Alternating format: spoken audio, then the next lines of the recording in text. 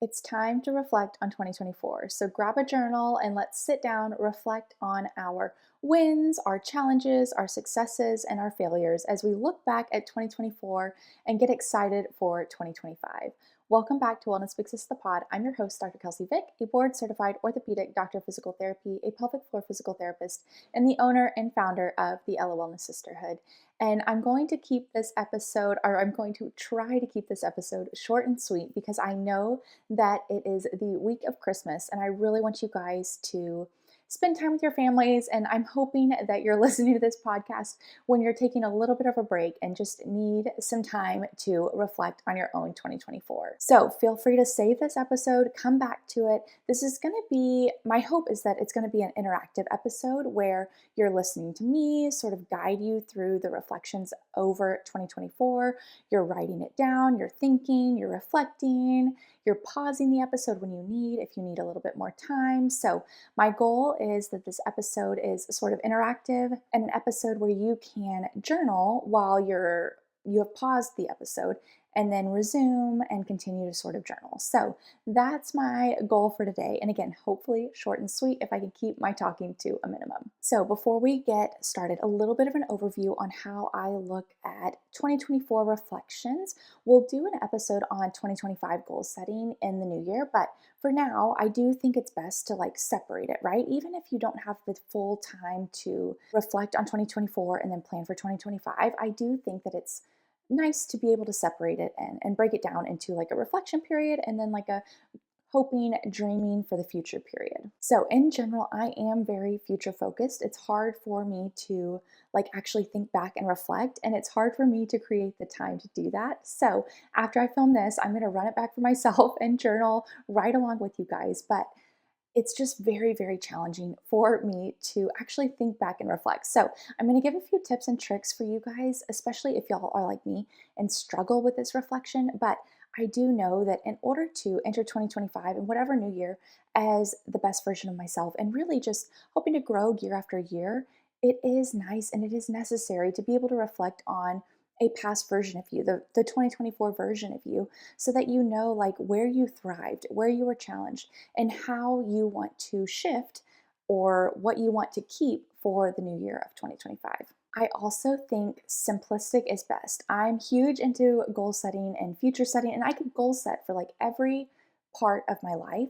But I know that in order to maintain some of those goals, I need to keep it simple. I need to keep it really quick, really just short phrases or short goals in a simplified, categorical way. I always, always, always also do a word of the year. And if nothing else, I think having that word really helps me to come back to each moment throughout the year and be like, oh my gosh, that was an example of my word of the year. And so having this one word is my ultimate simple way of resetting and realigning with my goal for the year. So if you also struggle with goal setting, keep it simple. I really try and break it up into professional and business and then personal. Two categories for me. You can get as broad or as many categories as you want. I've definitely been there where I've had financial, fitness, nutrition, sleep, hydration, fashion, skin, the list goes on and on. You could have so many categories. And if that's you, go for it. But I've found that for me, it's hard for me to maintain those goals and really reset and refocus each month by month towards those goals if I have so many that I'm trying to keep in mind. So I've realized that for me, simplified is the best, and the ultimate simplified way is having this word of the year, and I always remember that word of the year. But then I also do dive a little bit deeper into personal and professional goals. And so when I'm thinking on 2024, I think about my word of the year for 2024, and then I also keep the categories relatively simple for my reflections. So personal, professional, wins, losses, challenges, successes. I think about two sides to these things, but I keep it very broad and very simplified so that I'm not having to think, okay, financially, how did I do?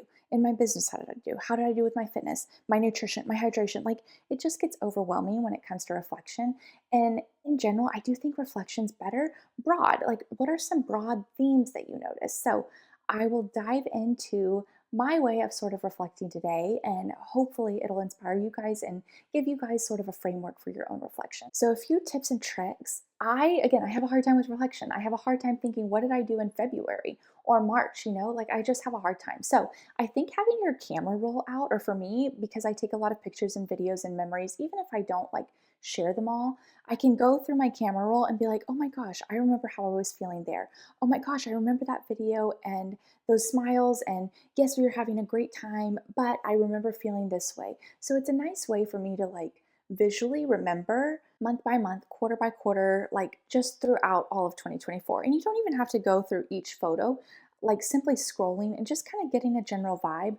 That really helps me. Another tip and trick, again, I kind of said this, but think about it based on categories. And again, for me, simplified is better. So personal and professional are my categories, but again, you can do health, wellness, networking, self-care, friendships, self-talk, financial, travel. You can do it based on a broad range of categories, especially if those categories reflected your goals for 2024. I think that's also something to keep in mind. Like if you had some major travel goals in 2024, maybe make travel one of your categories. That way you can really say, oh my gosh, I remember I did this. Like I didn't think that I actually reached my 2024 goals, but when I look at it and when I reflect back, I can see that, oh my gosh, I did travel in the way that I wanted, or I did keep my finances in order in the way that I wanted, or I did experience success in this, or whatever. So I like simplified, but you can really categorize it in whatever way works for you. I also like to think about it in regards to time. So I think about it quarterly. Again, simplified is best for me, quarterly works. January to March, so on and so on, all throughout the year. But if you really do want to go month by month, more power to you.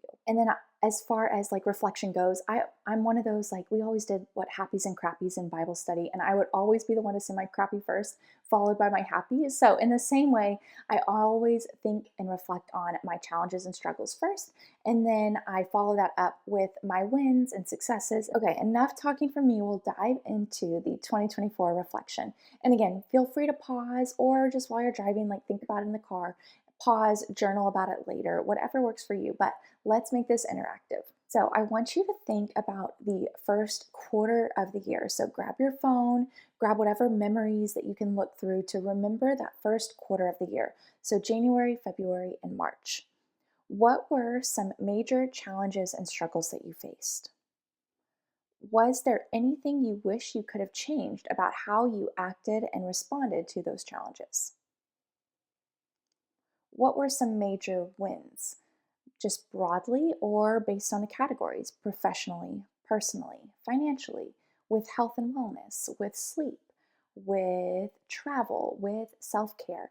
What were some of those wins? When were you proud of yourself? Or what did you do within this first quarter where you were like, dang, I freaking rocked it? And is there anything specific that you were grateful for in January, February, and March? Awesome. Now, moving on to the second quarter of the year, April, May, and June. Were there any challenges and struggles that you faced in April, May, and June? How did you respond to them? And is there anything you'd like to change looking back at it with how you responded to those challenges and struggles? What were some wins in April, May, and June? What did you do that made you proud of yourself? And again, what were you grateful for during this second quarter of the year? Moving on to the third quarter of the year, so July, August, and September. Were there any challenges and struggles you faced within this third quarter of the year? How did you respond to them? Were you proud of yourself for how you responded, or is there anything that you'd like to change about how you responded? What were some of the major wins in this third quarter? What did you do that made yourself proud? And what brought you gratitude within this third quarter? Now, in this fourth quarter of the year, so October, November, and December, this one might be a little bit easier to think of because we have just been in this quarter and it's not quite done yet, but we are so, so close. So, were there any challenges and struggles that you faced in this fourth and final quarter of the year? How did you respond to them? And is there something you'd like to change about how you respond to them? What were some of the wins in this final quarter of the year? What are you proud of yourself for? And what happened in this final quarter of the year that you're grateful for? And then finally, just a little bit of reflection for overall. So, is there something in your daily routine that like your general daily routine in 2024 that you'd like to change? Is there something in your general daily routine in 2024 that you'd like to keep and transfer over to 2025? Now, keep this next one broad, but how did you change in 2024 from January until December? What were some broad, like just shifts in who you are, your actions, your behaviors, your thoughts? And is it a change that you liked, or is there something about that shift that you would like to change? And then overall in 2024, what are some of the things that brought you joy?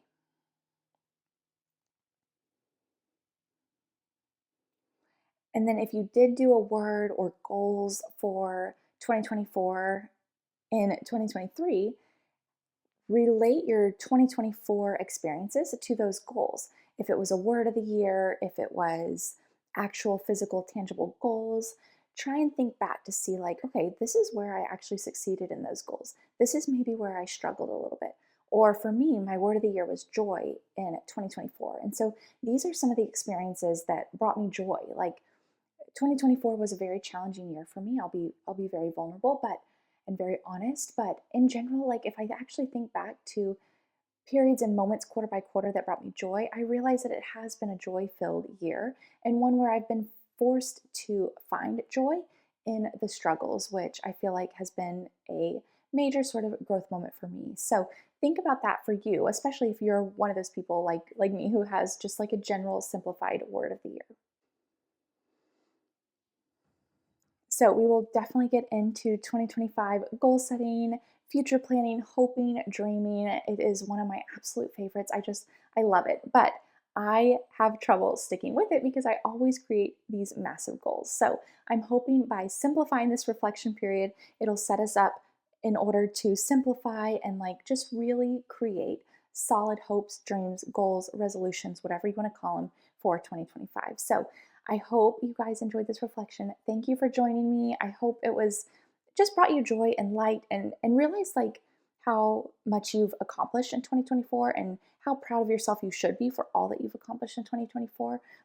There is always growth that happens, even in the struggles, even in the failures. So if 2024 was overshadowed by just some like gloomy feelings or actions or experiences, I hope that you know that those experiences, actions, whatever it might be, are only preparing you for an even brighter and better future. So, thank you guys for joining me in this reflection. We will be back with episode 42 next week on 2025 health and wellness predictions.